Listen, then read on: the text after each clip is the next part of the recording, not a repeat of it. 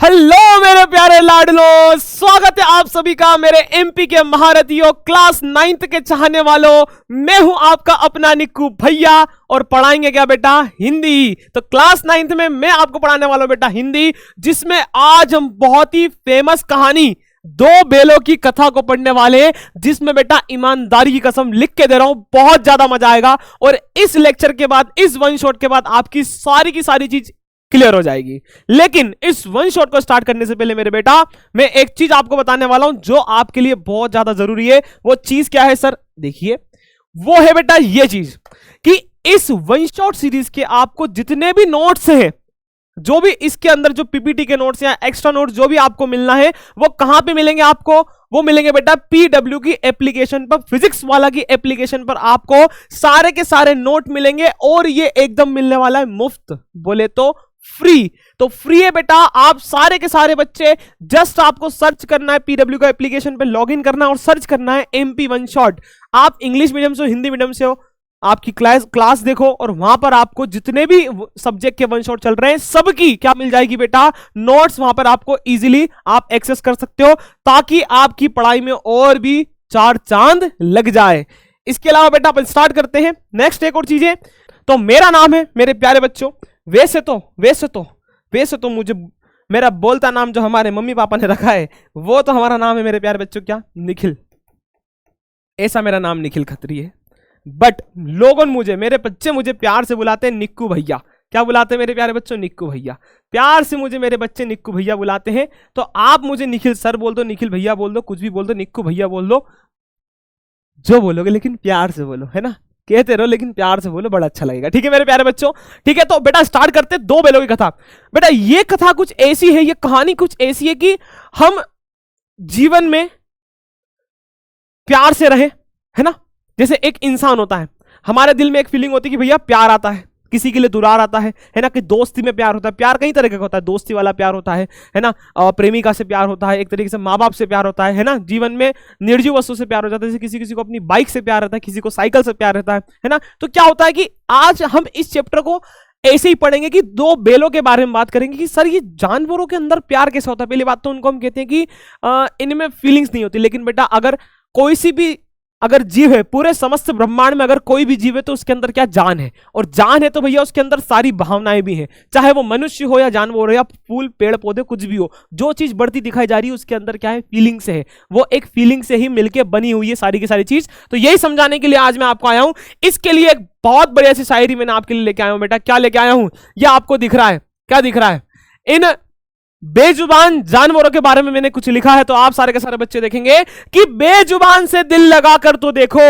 अर्ज किया है कि इन बेजुबानों से दिल लगाकर तो देखो, वो तुम्हें बोलना सिखा देंगे। आहा, क्या खूब कहा है कि बेजुबानों से दिल लगाकर तो देखो, वो तुम्हें बोलना सिखा देंगे। उनकी आंखों में प्यार ढूंढ कर तो देखो, वो तुम्हें जीने का सलीका सिखा देंगे। क्या बात है, क्या बात है। तो भैया क्या होता है कि ये जो बेजुबान जानवर है, एक बार हम समझते हैं कि इनके अंदर फीलिंग्स नहीं होती, इनके अंदर कुछ नहीं होती, लेकिन एक बार जब इनसे आप दिल लगाकर देख लोगे तो वो आपको जीने का सलीका भी सिखा देंगे भैया। क्योंकि ये बेजुबान बिना कुछ बोले ही अपनी सारी की सारी भावनाओं को व्यक्त कर देते हैं। इसलिए कहते हैं ना कि भावनाओं को व्यक्त करने की कोई भाषा नहीं होती, है ना? कि किसी की फीलिंग्स को आपको समझना है तो भाषा की जरूरत नहीं होती है। वो प्रूव करा है इन बेजुबान जानवरों ने। ठीक है, ठीक है। तो बेटा देखो, सब रहता है, जैसे अपना पालतू कोई डॉगी होता है, कोई डॉगी को पालता है, कोई कैट्स पालता है, जो भी अपना पालता है, तो उससे एक लगाव बन जाता है ना? वो लगाव होता है कि एक तरीके से वो लगाव, वो प्रेम जो आपस में, जो पालतू जानवरों की भी आपस में होता है, जानवरों को भी आपस में प्रेम होता है, इंसान को भी इनसे प्रेम हो जाता है। ठीक है, तो ये भैया इसी बारे में हमारा चैप्टर है। इसमें बेलों के बारे में, क्या बेटा? दो बेलों की एक कथा है, अपने चैप्टर का नाम है दो बेलों की एक कथा। इसमें बेलों के बारे में क्या है भैया, कैसे सर प्यार हो रहा है, ये सारी चीज आपको बताऊंगा कि कैसे आपस में वो एक दोस्त की तरह, एक अच्छी दोस्ती या फिर अच्छे एक तरीके से प्यार का एक निशानी है, वो आपको बताया जाएगा। तो बेटा शुरू करते हैं। एक बार मैं इस चैप्टर का थोड़ा सा ओवरव्यू देता हूं कि इसमें दो बेलों की कथा बताई गई। दो बेल, एक का नाम हीरा था, एक का नाम मोती था। इस हीरा और मोती के बारे में इस पूरे के पूरे चैप्टर में बताया गया है कि कैसे उन दोनों के बीच में बहुत ज्यादा घनिष्ठ संबंध था, कैसे वो एक दूसरे के बिना जी नहीं पा रहे थे, क्या उनके साथ साथ हुआ, किस किस परिस्थिति थी वो उससे निकल के आए। बेटा पूरा का पूरा इसमें मैं समझा दूंगा। फटाफट से इस चैप्टर की समरी को स्टार्ट करते हैं कि क्या हुआ था। देखो बेटा आ जाओ। तो दो बेलों की कथा आ गई बेटा। एक देखो, ये दिख रही तुमको हीरा और ये दिख रही मोती। हीरा मोती तुमको दिख रहा है ना, हीरा और ये मोती। हीरा और मोती दोनों दोनों आ गए। चलिए तो स्टार्ट करते हैं। दो बेलों की एक कथा, एक गहन कथा है। इसके लेखक का नाम बेटा सबसे पहले समझ लो मेरी बात कि इनके लेखक है प्रेमचंद। क्या है बेटा? लेखक का नाम है प्रेमचंद। प्रेमचंद जी ने क्या लिखा है बेटा? ये चैप्टर लिखा है। कोई भी पूछ ले कि इसका लेखक का नाम क्या, तो प्रेमचंद है, सीधे से आपको लिखकर आना है। ठीक है मेरे प्यारे बच्चों। तो क्या है कि दो बेलों की एक कथा, एक गहन कथा है। एक गहन मतलब कि एक डीप कथा है जो सहिष्णुता, निष्ठा, लचीलापन और स्वतंत्रता की सहज इच्छा के विषयों पर प्रकाश डालती की। इसमें भैया एक तरीके से स्वतंत्र होने को बताया है ना, और निष्ठा, एक तरीके से अपनी निष्ठा कैसी होती है, अपने किसी इंसान के लिए आप क्या फील कर रहे हो उस चीज को इसमें बताया गया है। साथ ही साथ जैसा कि दो बेल, हीरा और मोती, ये है बेटा हमारा हीरा, ये है हमारी मोती, के अनुभवों के माध्यम से बताया गया है। कहानी एक दार्शनिक चर्चा से शुरू होती है जो गधे का सबसे मूर्ख जानवर मानने की आम धारणा की चुनौती देती है। कि लोगों ने कहते हैं कि गधा सबसे मूर्ख है, गधा को कुछ भी नहीं आता, गधा समझते ढेंचू ढेंचू ऐसा। और बताती है कि उसकी कथित मूर्खता वास्तव में उसकी अत्यधिक धैर्य और हानि रहित सहिष्णुता है। कि गधा मूर्ख होने के बाद भी अपना धैर्य रखता है। धैर्य मतलब कि काम रहता है, शांत रहता है ना गधा। और एक तरीके से गधा मूर्ख कहते हैं कि हाँ चलो गधा मूर्ख भी है, लेकिन एक तरीके से उसकी जो धैर्य, वो पेशेंस रखता है ना। उसकी मूर्खता में भी उसकी क्या छुपी है भैया? एक तरीके से उसका धैर्य छुपा है, उसकी हानि रहित सहिष्णुता है। हानि रहित मतलब कि उससे कोई नुकसान होता ही नहीं, क्योंकि वो किसी से बोलेगा नहीं, फालतू नुकसान उसका होगा नहीं, ये चीज बताई गई है। हालांकि बेल को गधे की तुलना में कम मूर्ख माना जाता है। कि बेल कम मूर्ख है क्योंकि बेल क्रोध दिखा सकते हैं और असंतोष व्यक्त कर सकते हैं, ऐसा हमारे लेखक ने इसमें स्टार्टिंग में बताया गया है। कि गधे की मूर्खता को उन्होंने क्या बताया है कि गधा बेल से ज्यादा मूर्ख है। लेकिन बेल क्यों मूर्ख नहीं है? क्योंकि क्या करती है वो? बेल क्रोध दिखा सकती है और असंतोष व्यक्त कर सकती है ना, लेकिन ऐसे गधे नहीं करते हैं। अब सर गधे की बात हो गई, अब बात करेंगे हम बेलों की। तो देखो बेटा, बेल की सीधी सी बात है कि स्टार्टिंग होती है, ये है भैया झूरी, ये इनकी पत्नी है, ये हमारे झूरी जी। ये कौन है? हमारे झूरी। कौन है? झूरी। इनका नाम झूरी है। ये इनके दो बेल है बेटा, ये इनकी पत्नी है। ये दो बेलों के आपस में बेटा बहुत ज्यादा प्यार था। इस प्यार को यहां पर बताया गया है कि कुछ इस प्रकार से दो बेल के आपस में ये एक तरीके से सच्चे दोस्त, बेस्ट फ्रेंड, क्लोज फ्रेंड, कुछ भी कह दो, हीरा और मोती एक तरीके से ये दोस्ती हम नहीं तोड़ेंगे, तोड़ेंगे तुम मगर तेरा साथ ना छोड़ेंगे, ऐसी इनकी कुछ दोस्ती थी। तो आइए बेटा इस पे पढ़ते हैं अपन। क्या लिखा है कि केंद्रीय कथानक हीरा और मोती के इर्द गिर्द घूमता है। कि केंद्रीय क्या है? जो उसका मूल भाव है हीरा मोती के आसपास ही घूमता भैया। जो पचई नस्ल की, कौन सी नस्ल की थी बेटा? पचई नस्ल की थी। ठीक है, इनका नस्ल का नाम है बेलों का। दो मजबूत और सुंदर बेल है। देखो दिख रहा है बेटा तुमको, एकदम मजबूत, एकदम यूं बॉडी आड़ी इनकी और बढ़िया से बेल है। ठीक है, फिर इनके बीच में एक गहरा अनकहा बंधन था। एक दूसरे के विचारों को मौन भाषा के माध्यम से समझते थे। कि तुम कुछ ना के तुम आंखों से बताना हम समझ जाएंगे। इनके बीच में कुछ ऐसा क्या था?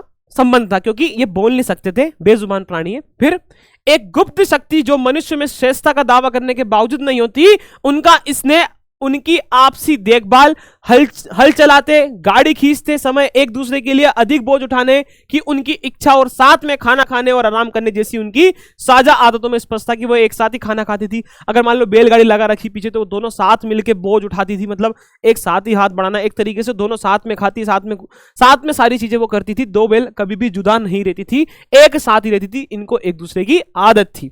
फिर नेक्स्ट क्या हुआ? आगे बढ़ते हैं।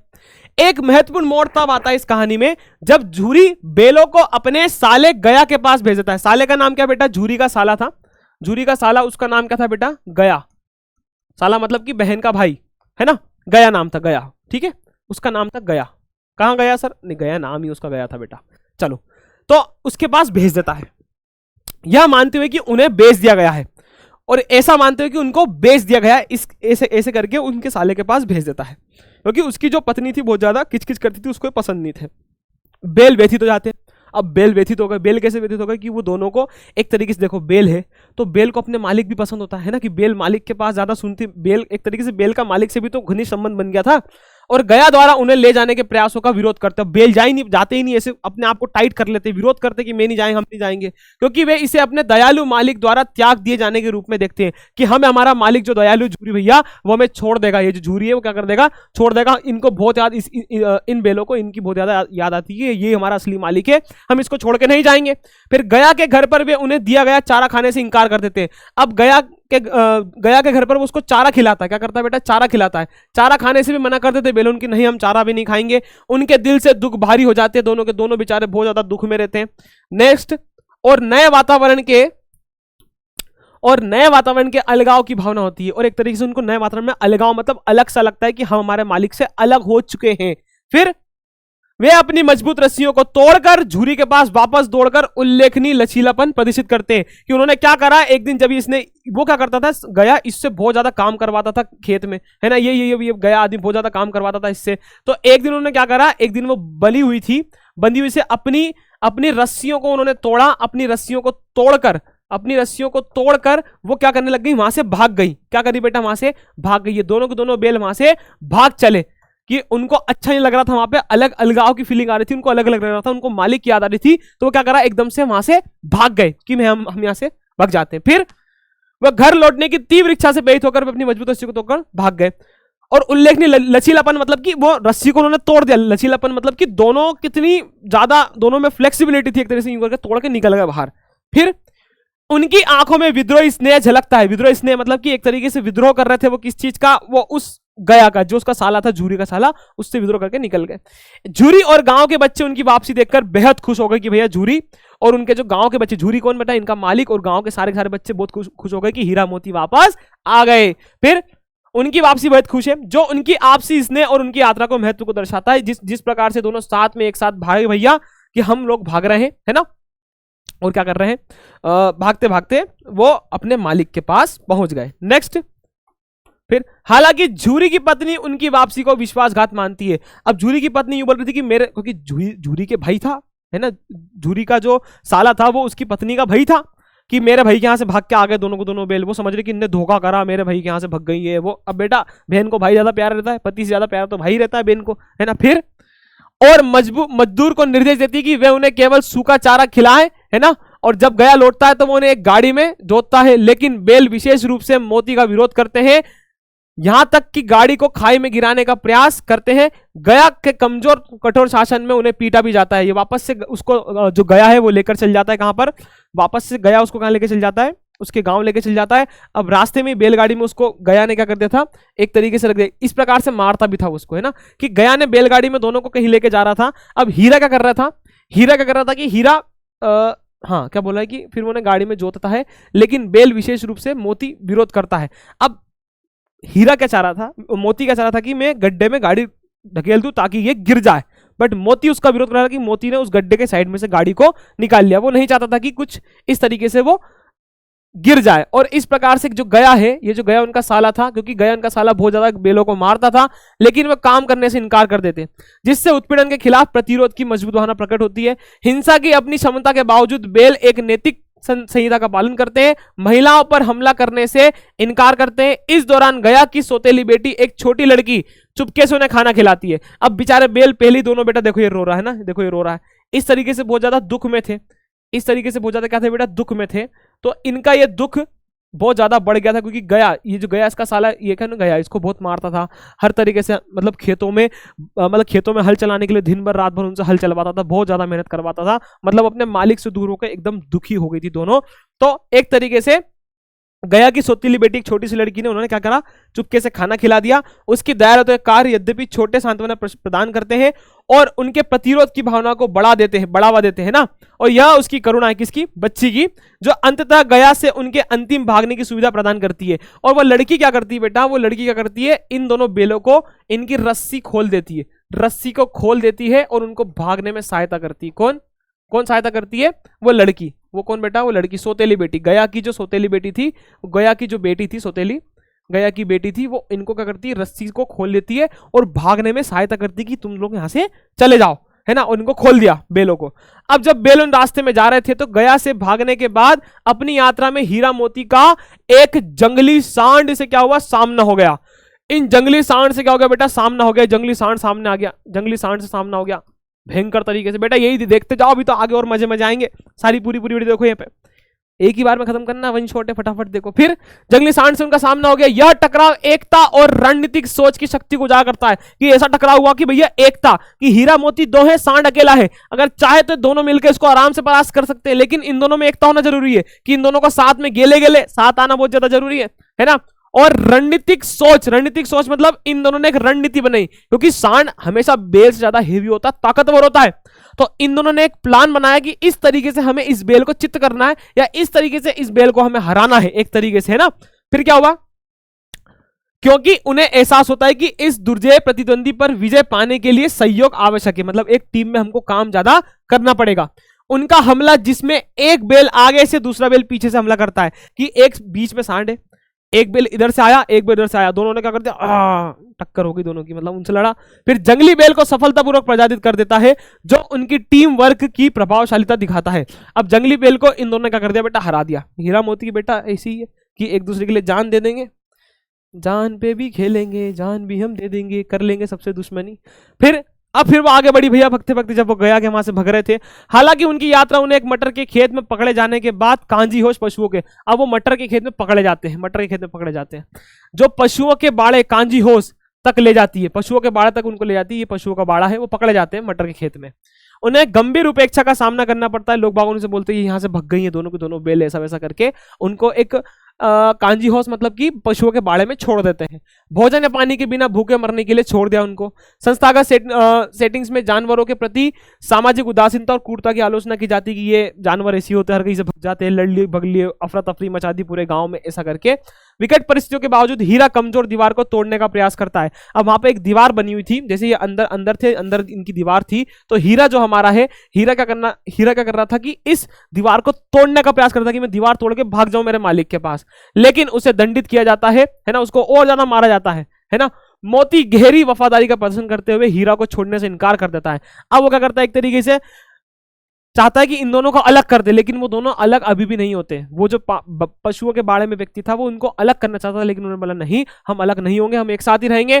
तब जब भी हीरा उसे छोड़ने का सुझाव देती है, इसके अलावा मोती द्वारा कांजी हाउस की दीवार तोड़कर अन्य फंसे हुए जानवर को भी मुक्त कराने का आत्मबल बलिदान पूर्वक कार्य किया। मतलब कि बेटा कि हीरा चाहता था कि इसके अंदर बहुत सारे जानवर और भी फंसे हुए थे, तो उनको मैं बाहर निकालूं, तो हीरा ने ऐसा करा, यह जानते हुए कि इससे उसे स्वयं दंड मिलेगा। उसको पता था कि ये मुझे दंड देगा, ये मुझे मारेगा, तो भी उसने वाला काम करा, उसको बाहर निकालने का बोला। उसे व्यापक भलाई के प्रति उसकी प्रतिबद्धता को रेखांकित करता है। भले ही उसे बुरी तरह पीटा जाता और अधिक कसकर बांध दिया जाता, लेकिन तब भी वो उस दीवार को तोड़ने के में लगा हुआ था, ताकि यहां से मैं भी निकल सकूं और मेरे जैसे जितने भी जानवर यहां पे रुके हुए हैं उन सबको भी, जो बंदी बने हुए हैं उन सबको भी मैं बाहर निकाल सकूं। ये भैया किसने सोचा, हमारे बेटा किसने सोचा, जल्दी बताओ, हमारे मोती ने सोचा। ठीक है, अब अभी मैंने आपको स्टार्टिंग में बताया था कि इस चैप्टर के लेखक का क्या नाम है, फटाफट से कमेंट में बताओ बेटा क्या नाम है लेखक का, है ना।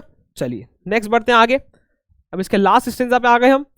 कहानी के चरमोत्कर्ष पे, कहानी के लास्ट में झूरी अपने प्रिय बेलों पर अपना स्वामित्व पुनः स्थापित करता है, जैसे जैसे करके वापस अपने दोनों बेल किसके पास जाते हैं, इस झूरी के पास जाते हैं, है ना। देन जब एक दड़ियल दाढ़ी वाला आदमी, ये दड़ियल, इसे बोलते दड़ियल, जिसकी दाढ़ी होती है ना, दड़ियल आदमी मतलब दाढ़ी वाला आदमी, उन्हें नीलामी खरीदने के बाद उन पर दावा करने का प्रयास करता है कि मैंने भैया इनको नीलामी में खरीद लिया है ना। तो ये आता है कि इसको मैंने नीलामी में इन दोनों बेलों को खरीद लिया, तुम ये बेल मुझे दे दो। झूरी, ये कौन है बेटा, झूरी। ये झूरी के पास आता है कि ये तुम मुझे मेरी बेलें दे दो, ये मेरी है, मैंने इनको नीलामी में खरीद लिया। ऐसा झूठ झाड़ करके उनके पास आता है। तो झूरी का तर्क है कि बेल उसके है, और इसका प्रमाण यह है कि बेल उसके घर पर मौजूद है। वो बोलता है कि ये बेल मेरे हैं, और इसका प्रमाण यह है कि ये बेल मेरे घर पे। अगर ये बेल बाहर होते तो मैं मान लेता कि ये बेल तुम्हारे, लेकिन बेल जिस तरह से करके भक्के बेटा उसके पास आ गए थे, झूरी के पास। अब उनको लगा कि बेल किसके, मेरे ही है। यह कानूनी स्वामित्व के पूर्ण अधिकार को चुनौती देता है। अगर आप जबरदस्ती इसको छुड़वाना चाहते हो तो ये एक तरीके से कानून में भी लिखा हुआ, आपको जेल हो सकती है कि ये बेल तो मेरे पास ही है अभी। तथा यह तर्क देता है कि सच्चा स्वामित्व देखभाल और स्नेह में निहित है, कि सच्चा स्वामी वो होता है, सच्चा मालिक वो होता है बेलों का, जो उनका देखभाल करे, है ना, और स्नेह उनसे प्यार करे। मोती का अंतिम विद्रोह, ददियाल पर शारीरिक हमला करना। अब भैया मोती को आगे गुस्सा, किसको, इस मोती को आगे गुस्सा की है मेरे मालिक को छेड़ रहा, तो इसने इस पे क्या कर दिया, बाहर कर दिया, ऐसा कर दिया, तो इतनी देर में दड़ेल भैया फरार। फिर और शारीरिक हमला करा, उसकी गांव की सीमा पर दृढ़ता से खड़े रहना उनकी स्वतंत्रता और सही स्थान का अंतिम दावा है। और जिस प्रकार से किसने, मोती ने जब इस पे हमला करा, जब मोती ने इस पे हमला करा तो वो उससे समझ में आ गया कि ये बेल वास्तव में झूरी के हैं और एक तरीके से झूरी ही इसका मालिक है। और एक तरीके से उन्होंने उनकी स्वतंत्रता बताई है और अपनी सीमा पर, बोला कि अपनी सीमा पर दृढ़ता से खड़ा रहना कि यह हमारा घर है, मैं इनके ही बेल हूं। ऐसा मोती ने उसको मारकर, दरियाल आदमी को मारकर ये प्रूव कर दिया। मारकर मतलब थोड़ा सा मार दिया, जान से नहीं मार दिया। फिर आगे, जो उस आदमी को उन्हें ले जाने से रोकता है ना, और झूरी के पास उनकी वापसी को मजबूत करता है, जो उन्हें गले लगाता है और जिसकी पत्नी भी उसको माथे को चूमती है। और फिर इस पत्नी को भी, झूरी की पत्नी को भी इन दोनों बेलों से बहुत ज्यादा प्यार हो जाता है। पहले जो इनका विरोध कर रही थी वो अब इनको भी भैया क्या करती है, माथे से चूमती है, कि बहुत ज्यादा दोनों की दोनों खुश हो जाते हो। ऐसा मैंने क्या कर लिया, फोटो खिंचवा लेते हैं, है ना, झूरी और उसकी पत्नी दोनों बेलों के साथ फोटो खिंचवा लेते हैं। तो ये हो गई बेटा हैप्पी एंडिंग, कि इधर उधर से भग भगा के किसके पास आ गए, एकदम अपने मालिक के पास आ गए, हीरा और मोती, और एक तरीके से दोनों का मिलन हो गया। और जो वो चाहते थे, वही कहते ना कि यार बेजुबान जानवरों से प्यार कैसा होता है, वो इसमें बताया गया है ना, एक तरीके से। तो बेटा ये सब आपका पूरा का पूरा, इसका मैंने आपको पूरी समरी बता दी इस चैप्टर की, बहुत ही ज्यादा इजी चैप्टर है, ठीक है। चलिए अब इसका सारांश क्या है, सारांश ये कि आपको बस दो बेलों की कहानी याद रखनी कि कब वो गए थे, है ना, दो बेलों के बारे में आपको याद रखना है कि कहाँ पे गए थे, क्या हुआ था, कैसे हुआ था।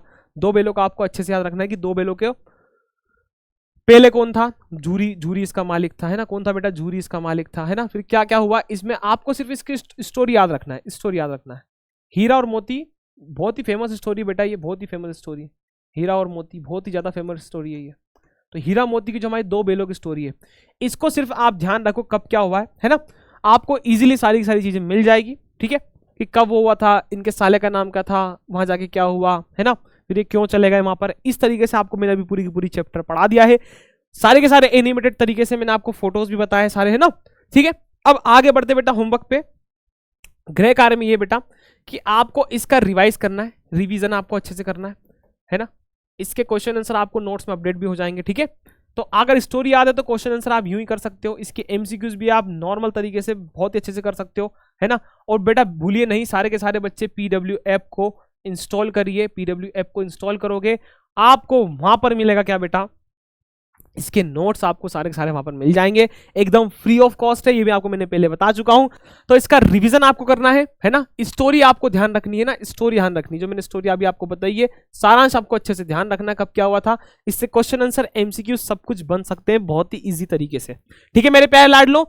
तो ये आपको मैंने पढ़ा दिया भैया क्या, आपका झूरी वाला दो बेलों की कथा। तो this is the thank you slide. देखो बेटा छोटा लेक्चर, इफेक्टिव लेक्चर है, आपको पूरी तरीके से कंप्लीट करवा दिया, इसमें न ज्यादा अपन ने कचरा रखा है ना कुछ रखा है, एकदम मेन चीज आपको मैंने पूरी की पूरी चैप्टर की समरी बता दी है, एक बार क्विक रिवीजन हो गया आपका, ठीक है बेटा। ये वन शॉट में आपका पूरा का पूरा खत्म, ये थी हमारी दो बेलों की कथा, ठीक है बच्चों। तो बहुत बहुत धन्यवाद यहाँ तक जिस भी बच्चे ने मेरी वीडियो देखी है, बहुत बहुत धन्यवाद। ऐसे ही आप आगे पढ़ते रहो, बढ़ते रहो मेरे 9th क्लास के लाडलो, और ऐसे ही हम आपके लिए आगे और भी सीरीज लेकर आने वाले हैं, और ये दिल सिर्फ आप लोगों के लिए। तो ये आपके अपने निक्को भैया आप लेते हैं आपसे अलविदा, मिलते हैं अगली क्लास में, एक बढ़िया सी स्टोरी लेके आएंगे, बहुत ही तगड़ी स्टोरी लेके आएंगे, उसमें भी आपको बहुत ज्यादा मजा आने वाला है, ठीक है मेरे प्यारे बच्चों। तो तब तक के लिए जय हिंद, जय भारत।